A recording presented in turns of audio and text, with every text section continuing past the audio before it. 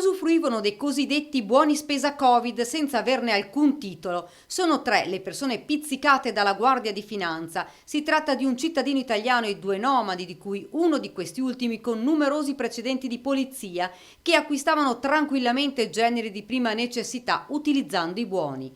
Peccato che nessuna delle 3 persone aveva le caratteristiche stabilite per averli e soprattutto utilizzarli. A queste persone è stata comminata una sanzione pecuniaria che varia da 5.164 a 25.822 euro.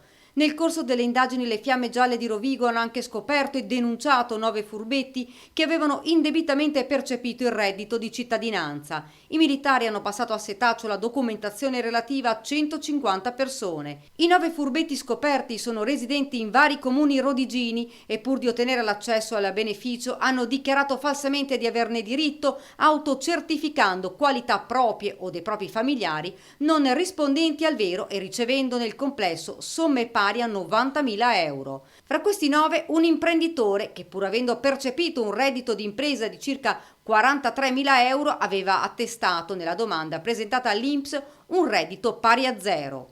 Gli altri 8 hanno invece dichiarato falsamente di essere residenti in Italia da almeno 10 anni. Tutti ora rischiano una condanna da 2 a 6 anni di carcere.